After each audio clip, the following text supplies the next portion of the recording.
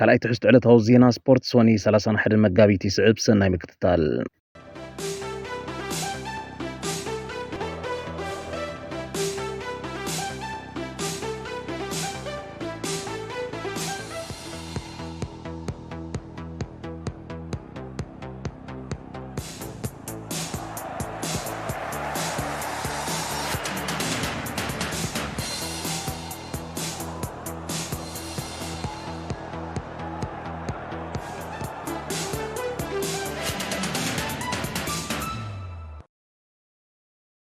ንልዕሊ 2 ሳምንት ዕሪፉ ዝጸንሐ ግጥማት ፕሪምየር ሊግ ካብ ሶሉስ ምሸት ናብ ንቡር ንጥፈታቱ ተመሊሱ ንተሪፉ ዘሎ ኩሉ ሕቶታት ክሳብ 25 ግንቦት ኣብ ዘሎ ግዜ ክምልሶ እዩ። ውድድር ዋንጫ ናይ 12 ነጥቢ ፍልልይ ሊቨርፑል ኣብ ልዕሊ ኣርሰናል ተመዝጊቦ ብዘሎ ከመርእስቲ ሃሲሱ ንረኽቦም። በአውሮፓ ውድድር ዘሳትፍ ኮታ ሒዝካ ንምውዳእ ግን ኣብ ሞንጎ ካብ ካልኣይ ክሳብ 10 ተርታ ተሰሪዕን ዘለዋ ክለባት ምስ ከቢድ ክርፍስ ምቕናይ እዮም። ንድሕሪት ኣብ መምላስ ዝካየድ ቅርቁስ እውን ዳርጋ ድምዱም ዝተወስደ እዩ ዝመስል። ሳውዛምተን ሌስተር ሲቲን ኤፕስዊች ታውንን ናብ ዝመጽኦ ውድድር ቻምፒዮንሺፕ ክምለሳ ተገማጊመን ይርከባ። ሶሉስ ምሸት 3 ፀወታታት እዮም ተሰሪዖም ዘለዉ። ኣርሰናል ንሊቨርፑል ብ24 ሰዓታት ቀዲማታ ስለትገጥም ንፍልልይ ናብ 9 ነጥቢ ከተወርዶ ትኽእል እንተኮይና ነታ ኣብ ዝሓለፉ ዓመታት ብዙሕ ነጥቢ ለኪማታ ዘላ ፉልሃም ኣብ ኤምሬትስ ዓዲማ ክትረት ዓለዋ። ሚካኤል ኣርቴታ ሎሚ ኣብ ዘካየዶ ጋዜጣዊ መግለጺ ንሰለስተ ኣዋርሕ ብማህረምቲ ጭዋዳ ተኣሊዱ ጸንሐ ወሳኒ ጥቃዓዩ ቡካዮ ሳካ ሙሉእ ብሙሉእ ሓዊዩ ካብ ፀወታት ሒዙን ክስለፍ ድሉው ከም ዘሎ ገሊጾም። ናብቲ ከቢድን ጽዑቃትን ግጥማት ቦክሲን እናኣተወትን ከላያ ኣርሰናል ብ21 ታሕሳስ ንክሪስታል ፓላስ 5-1 ብዝረትዓትሉ ግጥም ንሳካ ከሲራቶም። ካብ ድሕሪ ምእላዩ ኣብ ዝነበረ ፀወታ ድማ ኣብ ውድድር ዋንጫ ፕሪምየር ሊግ ካብ ሊቨርፑል ተፈንቲታ ካብ ኤፍኤ ካብ ማንቸስተር ዩናይትድ ተገሊፋ ካብ ካራባኦ ካብ ድማ ብኒውካስል ኣብ ክልቲኡ እግሪ ፍርቂ ፍጻሜ ተረቲዓ ወፅያ። በዚ ከዓ ነታ እንኮ ተሪፋታ ዘላ ቻምፒዮንስ ሊግ ንቅድሚት ክትስጉም እንተኮይና እቲ ካብ መንጋጋ ሪያል ማድሪድ ክገላግላ ብቀዳማይ ደረጃ ትጽበዮ ሳካ መጺዋ ኣሎ። ኣርቴታ ንምምላሱ ተሓቲቱ ሳካ ድልዋሎ ኩሎም ቶም ጥንቁቃት መገድታት ክንወስዶም ዝነበረና ተኸቲልናዮም ኣሉና ተሪፉ ዘሎ ኣብ ሳዕሪ ሜዳ ምፍታን እዩ። ንሱን ነቲ ምምላስ ኣመና ደልይዎ ስለ ዝጸንሐ ደፊኡ እዩ። ነቲ ናይ ሪካቨር ጊዜያቱ ብስርዓት ክንክተሎ ነይሩና ተኸቲልናያ ድማ ኣሉና። ቡካዮ እቲ ዝበለጸ ጽዋርና እዩ። ኣብ ጋንታና ዘለዎ ግዙፍ ጽልዋ ንግንዘቦ ኢና። ኣብ ዓወታትና ዘለዎ እጃም ቀሊል ዘይምዃኑ ኩሉ ዝፈልጥ ኢሎም። ኣርሰናል ኣብ ዝቕኒ ሃገራዊ ግጥማት ንተኸላኻሊ ሪካርዶ ካላፊዮሪ ኣብ ቀዳማይ እግሪ ርብዒ ፍጻሜ ኔሽንስ ሊግ ኣውሮፓ ኣንጻር ጀርመን ብዘጋጠሞ ማህረምቲ ብርኪ ካብ ፀወታ እልዩ ንማህረምቱ ክገልጽ እንከሎ ኣርቴታ ዕድል ዝገበርናዮ ካብቲ ዘጋጠሞ ክገድድ ዝኽእል ዝነበረ ማህረምቲ እዩ። ተስፋ ንገብር ናይ ሳምንት ማህረምቲ ጥራይ ክኸውን ክንደይ ክወስድ ግን ምስ ግዜ እናተዓዘብናዮ ኢና ክንከይድ ክብል ንጹር ዝምለሰሉ ግዜ ይቕመጠን። ብዘይካዝ ኣርቴታ ብምምጻእ ሓድሽ ዳይሬክተር ክለቦም ኣንድሬ በርታ ዝተሰምዖ ሓጎስ እውን ገሊጾም። በርታ ኣብ ዝግጥም ምስ ደገፍቲ ኣርሰናል ክላለ እዩ። ኣሰልጣኒ ፉልሃም ማርኮ ሲልቫ ድሕርቲ ካብ ርብዒ ፍጻሜ ኤፍኤ ካፕ ኣብ ሜድኦም ብክሪስታል ፓላስ ብዘእምን 3 ባዶ ስዕረ ዝተገለፍዎ ዝተመዝገበ ሓድሽ ማህረም ተጻወቲ ከም ዘይብሎም እኳ ተገለጸ። ምስቲ ኣብ ሃገራዊ ፀወታ ዝቐነይዎ ግን ሩኡይ ድኻም ከም ዘለዎም በዚ ከዓ ለውጢ ክገብር ከም ዝግደድ ገሊጾም። ኣርሰናል ብፉልሃም ንዝሓለፉ 31 ግጥማት ኣይተሰዓረትን ኣብ 24 ፀወታት ተዓዊታ ኣብ 7 ማዕረ ተፈላለያ። ሓንቲ ካብተን ሊቨርፑል ኣብ ምህዳን ኣብ ቀዳማይ እግሪ ፀወታ ነጥቢ ዝለከማ ኣጋንታት ያገን ማዕረ ክንደይ ፉልሃም ንኣርሰናል ኣብ ውድድር ዋንጫ ስማ ኮይና ከም ዘላ ዘርእየካ ንዝሓለፈ 3 ርክባተን ኣርሰናል ክትዕወተሉ ዘይምኽኣላ እዩ። ኣብ ግጥማት ደርቢ ከተማ ለንደን ኣብ ዝሓለፉ ዓመታት ላዕለዋይ ኢድ ዘለዋ ኣርሰናል በዛ ዓመተ ውድድር ካብ ደርቢ ለንደን ኣኪባቶ ብዘላ 20 ነጥቢ ኣብ ቅድሚት ትስራዕ። ሓደ ሚያዝያ መዓልቲ ሓሶት ንኣርሰናል መባልዕተያ ኣብ ዝሓለፉ 7 ግጥማታ በዛ መዓልቲ ዝተጻወተቶ ንኩሉ ተዓዊታትሉ ኪኔ ምዕዋት ኣብ 7 25 ሸወታት ተመዝጊባ 3 ጥራይ ተመዝጊበዋ።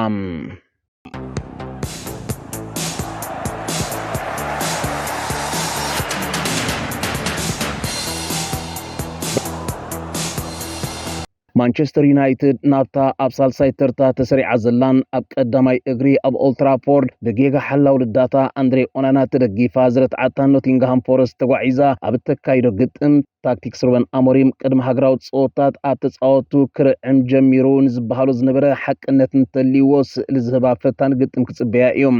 እቲ ንቀዳማይ መስመር ኖቲንግሃም ፎረስት ዘንቀሳቅሶ ካብ ዝበለጹ ቁጽሪ 10 ዝዓመተ ውድድር ዝውሰድ ሞርጋን ጊብስ ዋይት ኣብ ተወሳኺ ሰዓት ርብዒ ፍጻሜ ኤፍኤ ካፕ ዘጋጠሞ ማህረምቲ ካብ ዝግጥም ኣጠራጣሪ እዩ። ኣብቲ ንብራይተን ብፍጹም ቅላዕ ረቲዓ ፍርቂ ፍጻሜ ዝረገጸትሉ ግጥም ካብ ሃገራዊ ጸወታት ሒዝዎ ብዝመጸ ማህረምቲ ክስለፍ ዘይከኣለ ቀዳማይ ኣጥቃዒ ክሪስ ውድ እውን ኣብዚ ናይ ሰሉስ ምሸት ጸወታ ጠራጣሪ እዩ። ማንቸስተር ዩናይትድ ሰለስተ ተኸላኸልታ ብዝተፈላለየ ምኽንያታት ከሲራቶም ዝጸንሐት ኣብ ጸወታ ክምለስዋ እዮም። ሃሪ ማጓየርን ለኒየሮን ካብ ማህረምቲ ዝተመልሱ ክኾኑ ከለዉ ፓትሪክ ደጉ ድማ ካብ ሰለስተ ጸወታት መቕጻዕቲ ተመሊሱ ንክጻወት ነጻ እዩ። ወላ ደኣ ብምምላስ ዞም ተጻወቲ ምርጫታቱ ክሰፍሓሉ እንተኾነ እኳ ኣሞሪም ገና ብርክት ዝበሉ ተጻወቱ ኣማድ ዲያሎ፣ ጆኒ ኢቫንስ፣ ኣይደን ሄቨን፣ ኮቢ ማይኑ፣ ሊሳንድሮ ማርቲነዝን ሉክ ሻውንግን ብማህረምቲ ኡልያት እዮም።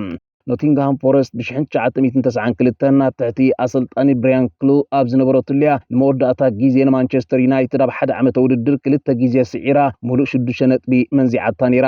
ኑኖ ኤስፕሪቶ ሳንቶስ እንተጻወቱን ነዚ ታሪክ ድሕሪ 33 ዓመታት ክደግሞ ላዕለዋይ ግምት ተዋሂቦም ዝኣትዎ ግጥም እዮም። ኣብ ዝሓለፈ 5 ኩሉ ዓይነት ጸወታ ዘይተሰዓረት ጋንታ ኮይና ክትኣትዎ ፎረስት ኣብ ሜዳ ድማ ንዝሓለፈ 8 ግጥማት ፕሪምየር ሊግ ዘይተሰዓረት ጋንታ እያ። ሊቨርፑል፣ ኣርሰናልን ማንቸስተር ሲቲን ካብተን ኣብ ሜዳ ክዕወታ ዘይከኣላ ጋንታት እየን። ማንቸስተር ዩናይትድ መጀመርያ ግዜኣ ተኸታታሊ ዓወት ፕሪምየር ሊግ ኣብዚ ዓመተ ውድድር እናማዕደወት ተኣትዎ ግጥም ክኸውን እዮም። ብሰንበት ኣስቶን ቪላ ናብ ፍርቂ ፍጻሜ ኤፍኤ ካፕ ክትሓልፍ ማርኮስ ራሽፎርድ 2 ሸወታት ድሕሪ ምምዝጋቡ ምስ ቢቢሲ ኣብ ዘካየዶ ቃለ መጠይቕ ንሩበን ኣሞሪም ሸፈፊልዎ ይሓሊፎም። በዚ ከዓ ማዕከናት ዜና ንጋዜጣዊ መግለፂ ኣሞሪም ተጸብየን ብዛዕባኡ ክሓትኦ ኣብ እትጽበየን መልሱ ክህብ ምስተሓተ ኣብዛ ግዜ ራሽፎርድ ተጻዋታይ ኣይኮነን፣ ይኹን ግን ማንም ተጻዋታይ ብልቃሕ ተሰዲዱ ዘሎ ጽቡቕ ምዝጻወት ንክለብ ረብሓ እዩ። ብዙሕ ጸወታት ይመጸና ኣሎ፣ ስለዚ ኣብ ጋንታይን ተጻወተይን ጥራይ ተገዲሰ ዝሰርሕ ዘለኹ ክብል ጎሲዎም። ጋንቱ ኣብ ሌስተር ሲቲ 3-0 እማና ዓወት ተጎናጺፋ ተጻወታ ናብ ሃገራውያን ጋንታቶም ኣፋንያ። ድሕሪ ሃገራዊ ጸወታት ነቲ ብቕዓት ክቕጽልዎ ይኽእሉ ዶ ተሓቲቱ ድማ ሙሉእ ርእሰ ምትእማን ኣሎኒ፣ ተጻወተይ ድማ ዝያዳይ ምትእማን ኣለዎም። ሓይሎም ዝተፈለየ ዘሎ ኣብዚ ግዜ እዚ ግን ብውጽኢት ክስነ ኣለዎ። ድሕሪ ብዓወትን ወጾም ጸወታት እውን እንተኾነ ኣብቲ ከነመሓይሾ ዘለና ሸነኻታት ተኲርና ኢና ንምግምጋም ንሰርሓሉ። ኣበየናይ ደረጃ ኢና ክንውድእ ኣይፈልጥን፣ ኮይኑ ግን ንነፍሲ ወከፍ ጸወታ እናተዓወትና ምምሕያሽ ከነምጽእ ንሰርሓሉ ኣለና ይብል ድሕሪ ምስ ኖቲንግሃም ፎረስት ምግጣሙ ኣንጻር ማንቸስተር ሲቲ ናይ ደርቢ ጸወታ ድጽበየ ዘሎ ኣሞሪም። ማንቸስተር ዩናይትድ ኣብ ዝሓለፈ 6 ጸወታት ፕሪምየር ሊግ ብቕጽበት ድሕሪ ሃገራዊ ግጥማት ዘካየደቶም ኣይተሰዓረትን ን4 ተዓዊታትሎም ኣብ 2 ከዓ ማዕረ ተፈላለያ።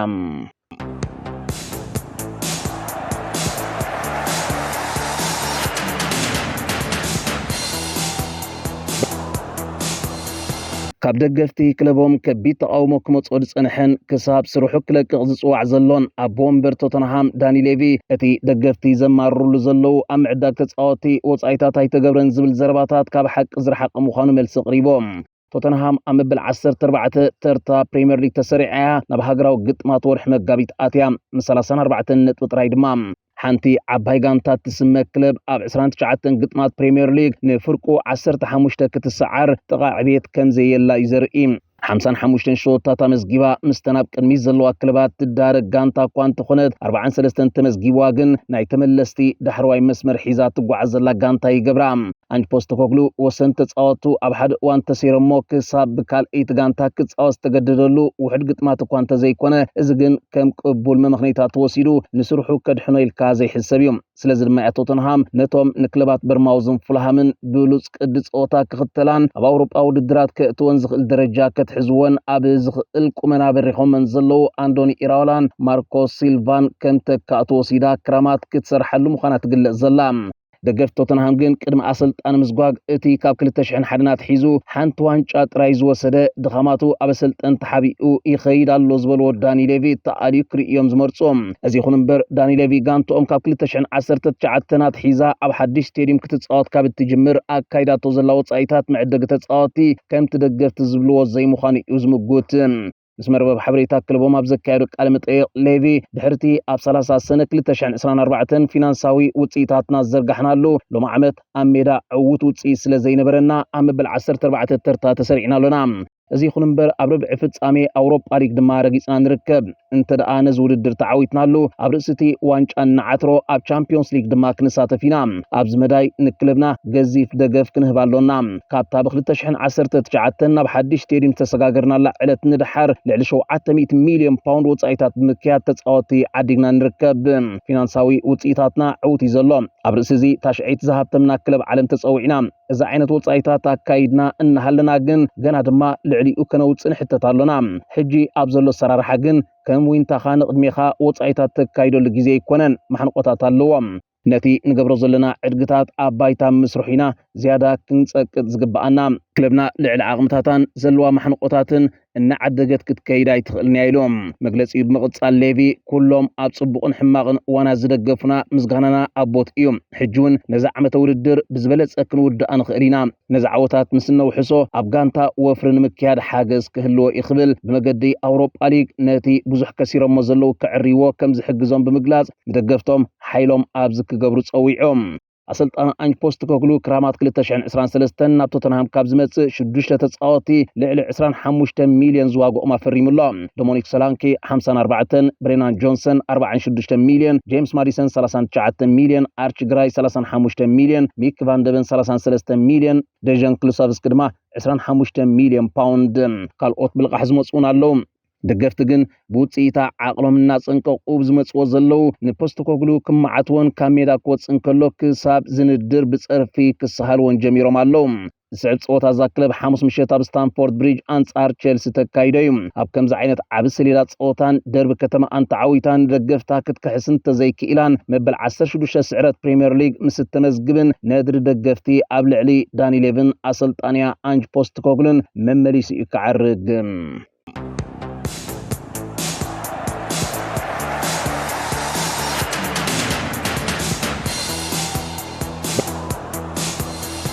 አሞዳታ ተወሳኽ ዜና بمسرت مصنعتاو ትካል ትራንስፈር ማርኬት ዝዓቀኖ بهلو ዋጋ ተጻወተን ኣብዛ ግዜ ዝኸበረ ጋንታ ሒዘን ዘለዋ 10 ላዕለዎት ክለባት ዓለም እዘን ዝስዕባ ኮይነን ይርከባ ዓስረይቲ ማንቸስተር ዩናይትድ 694 ሚልዮን ዩሮ ታሽዒቲ ቶተንሃም 836 ሚልዮን ዩሮ ሻምነይቲ ባየር ሙኒኽ 859 ሚልዮን ዩሮ ሻብዒቲ ቼልሲ 922 ሚልዮን ዩሮ شارشيتي بي اس جي 924 مليون إيرام حمشيتي ليفربول 994 مليون إيرام رابعيتي برشلونة حادنت ببارو 3 بليون إيرام سالسيتي أرسنال حادنت ب13 بليون إيرام ካልአይቲ ሪያል ማድሪድ 1.27 ቢልዮን ዩሮ ቀዳመይቲ ድማ ማንቸስተር ሲቲ 1.31 ቢልዮን ዩሮ ዝኸበረ ጋንታ ዝውንና ክለባት ኩዕሶ እግሪ ምዃነን ይነጽር ጸብጸባ ትራንስፈር ማርኬት ንምክትታልኩም ኣመስጊና ንፍለ ኣብ ቀጻሊ ይራኽብና ኣብ ዘለኹም ሰላም እንጥዕናን